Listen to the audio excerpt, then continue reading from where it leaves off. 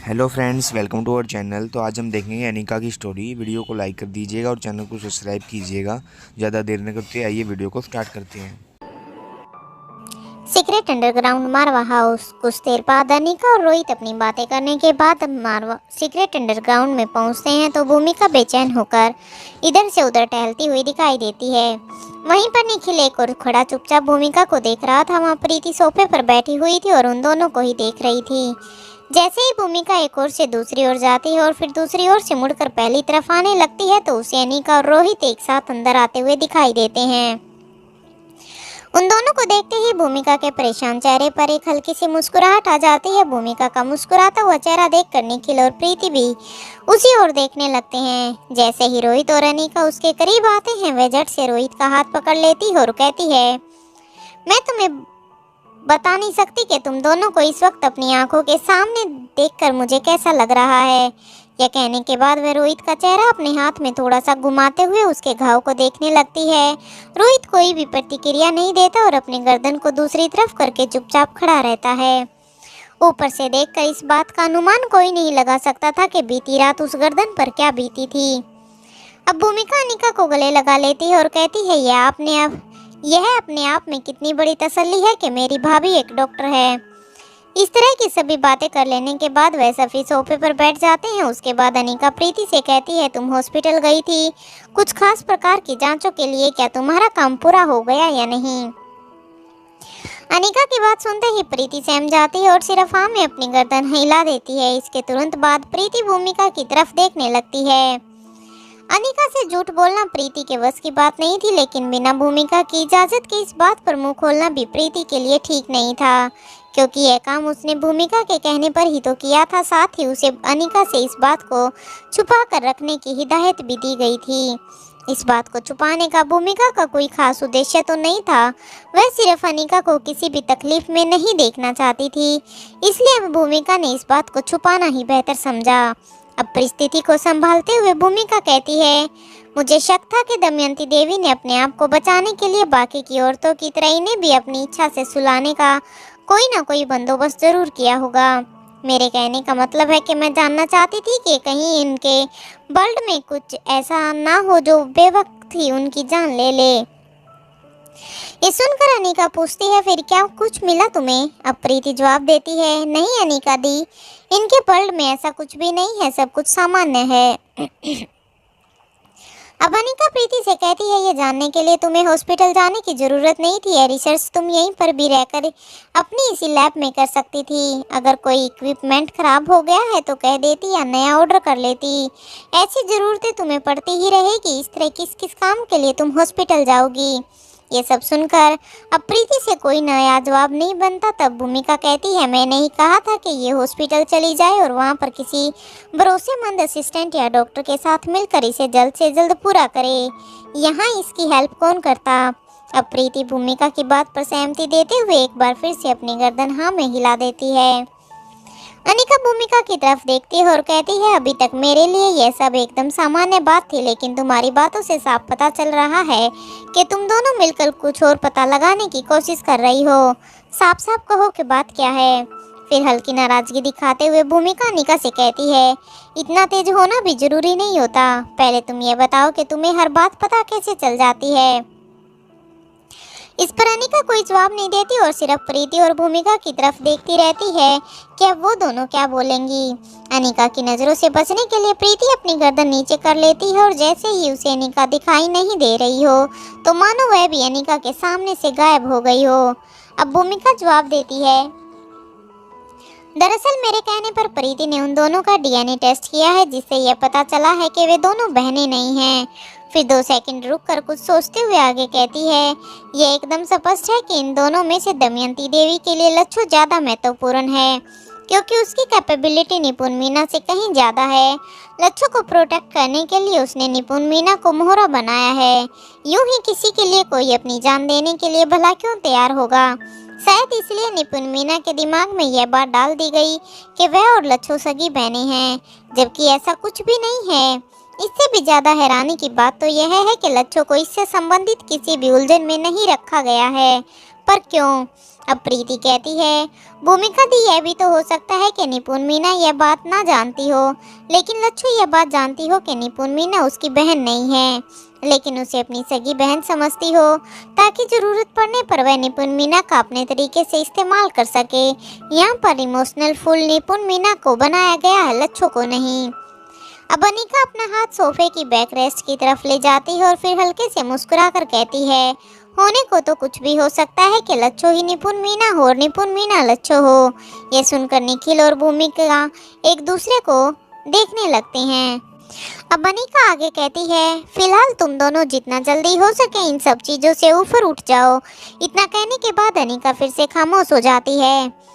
अब अनिका की बात सुनकर जहां प्रीति सवाल भरी निगाहों से अनिका की तरफ देखती है, वहीं भूमिका की आंखों में हैरानी साफ साफ दिखाई देती है और वो पूछती है, मतलब?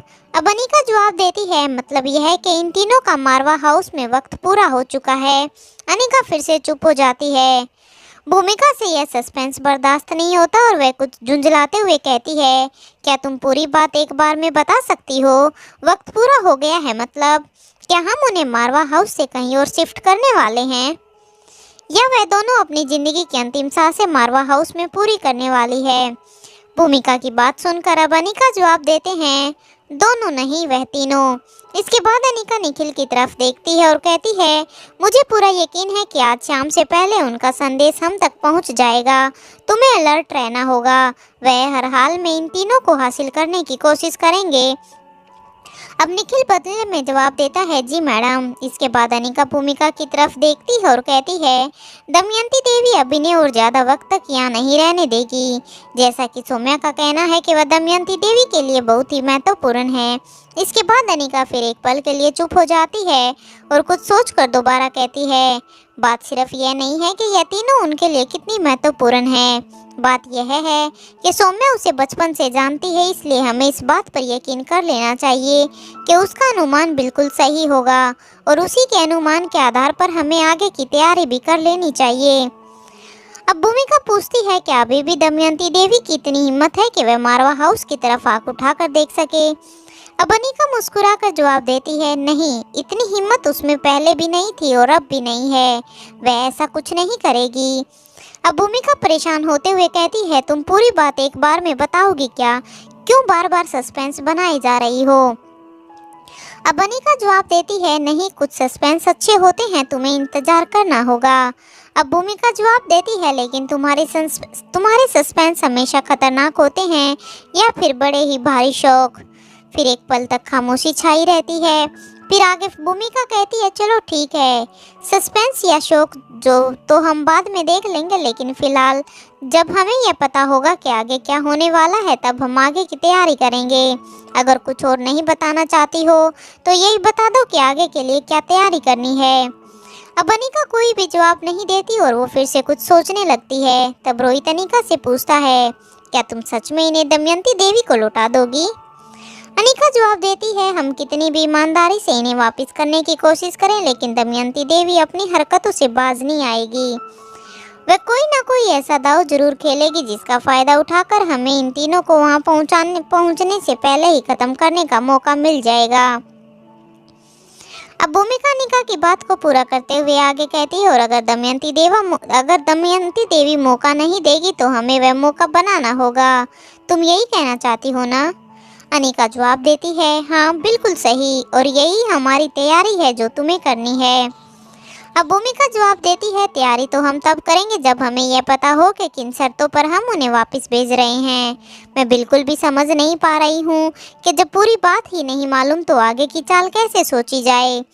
फिर एक पल चुप रहकर भूमिका कहती है, सच कहूँ तो मैं यह सोचकर भी काफ़ी परेशान हूँ कि तुम्हें उस दमयंती देवी से क्या हासिल हो सकता है। मुझे ऐसी कोई चीज़ याद नहीं आती जिसकी तुम्हें कमी हो, या फिर जो इस पूरी दुनिया में तुमसे अधिक किसी और के पास हो। सिर्फ रोहित इस बात को ठीक तरह से समझ पा रहा था कि किन शर्तों पर यह तीनों वापस जाने वाली है।